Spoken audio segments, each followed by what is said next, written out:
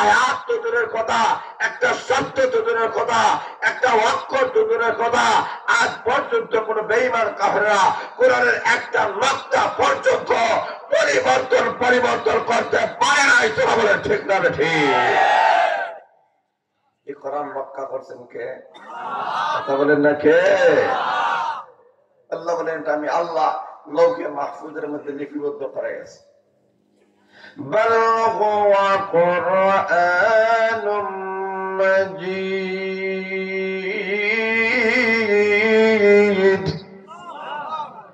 في لوح محفوظ।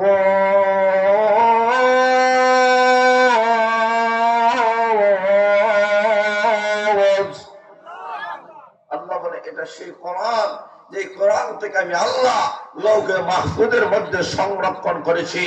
এই কোরআনটাকে কেউ রদ বদল করতে পারবে না। যারা কোরআনকে পৃথিবীর মানচিত্র থেকে মুছে ফেলতে চাইবে, আমি আল্লাহ তার ইতিহাস, তার বাদশার ইতিহাস পৃথিবীর মানচিত্র থেকে মুছে ফেলবো। যারা বলেন ঠিক না ঠিক? কোরআনকে মুছে ফেলতে চেয়েছিল আবু জেহেল। আল্লাহ ডাক দেয়া বলেন তার ঘরটাকে আমি আল্লাহ বিশ্ব ইন্টারন্যাশনাল টয়লেট বানাই দিছি। টয়লেট হুজুর বলেন ইন্টারন্যাশনাল টয়লেট। কথা বলেন ঠিক না ঠিক?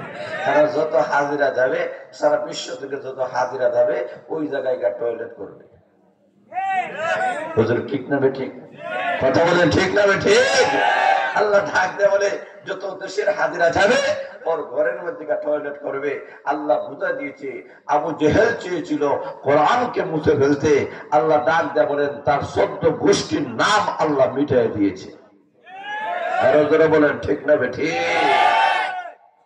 এখন আল্লাহ রসুল যখন কোরআনের আওয়াজ মানুষের দ্বারে দ্বারে কাছে কাছে যখন পৌঁছায় দেন, কারণ কোরআন এমন একটা আল্লাহর কালাম, কোরআন যখন তেলাওয়াত করা হয়, যখন বেঈমান কাফেররা কোরআনের তেলাওয়াত শুনে কলমা পড়ে মুসলমান হয়ে যায়। আর আছে বলেন সুবহানাল্লাহ। ইয়াসিন ওয়াল কুরআনিল হাকীম ইন্নাকা লামিনাল মুরসালিন। এই কোরআন কার কালাম?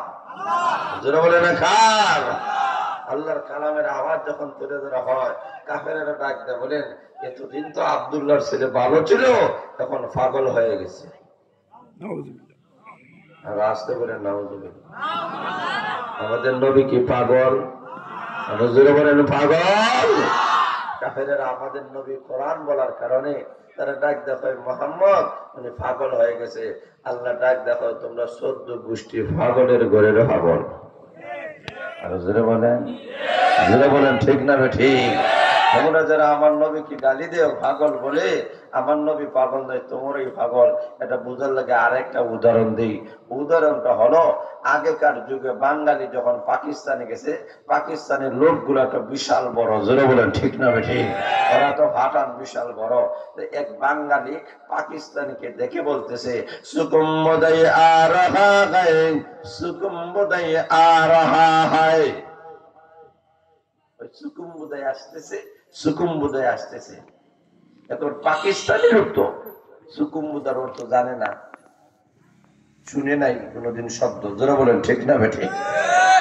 আর এক বাঙালি লেখা জিজ্ঞেস করছে ভাই সুকুম্বুদাই কা মানা কিয়া হয়, সুকুম্বুদার অর্থটা কি?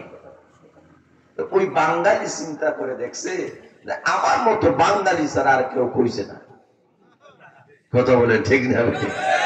এর লাগে সে আসল অর্থ না বলে ভুল অর্থ বলে দিচ্ছে। বাহাদুর হয়, অর্থ বড় বড় বাহাদুর। আপনারা বলেন ঠিক হইছে? ফিসলেরা বলেন ঠিক হইছে? আপনারা বলেন ঠিক হইছে? সুকুম্বুদার অর্থ কি? কি? ফগা, ব্যাকল, মূর্খ, জোরে বলেন ঠিক না ঠিক? এখন লোকটা খুব খুশি হয়ে গেছে, রাস্তা দিয়ে যায়, যারে পায় তাকে বলে মই বিহি সুকুম্বুদয় হাই, মেরা বাবা বিহি বড়া সুকুম্বুদয় হাই, মেরা দাদা বিহি আরো বড়া সুকুম্বুদয় হাই।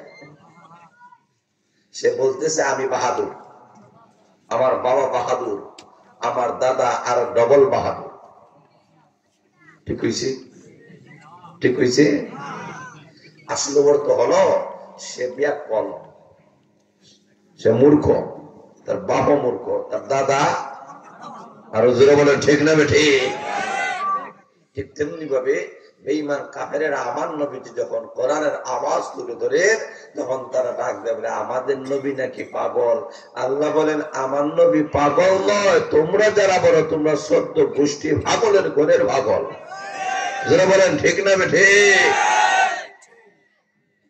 আল্লাহ নবী যে কোরআনের আওয়াজ মক্কা নগরীর মধ্যে তুলে ধরেছেন, কাফেরেরা নবীকে যখন পাগল বলেছে, আল্লাহ রাব্বুল আলামিন তখন বেঈমান কাফিরদের দাঁত ভাঙা জবাব দিয়া বিশ্ব নবীকে মহান আল্লাহ সান্ত্বনা দিয়ে আল্লাহ রাব্বুল আলামিন সূরা কলমের প্রথম কয়েকটি আয়াত আল্লাহ নাযিল করে দিয়েছেন। রাস্তে বলুন সুবহানাল্লাহ। নূন ওয়াল কলমি ওয়া মা ইয়াসতুরুন।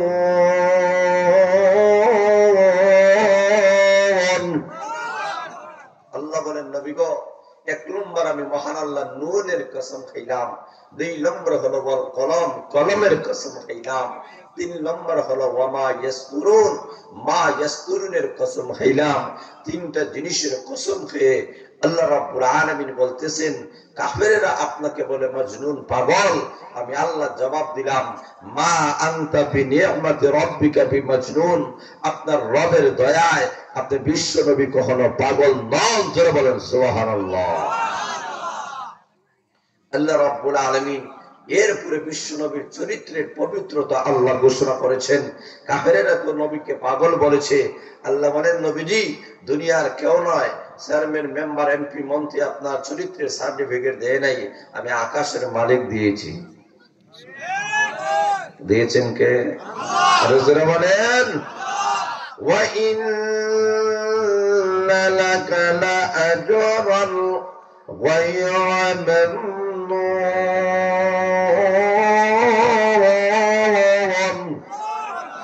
ওয়া ইন্নাকা লাআলা খুলুকিল আযীম।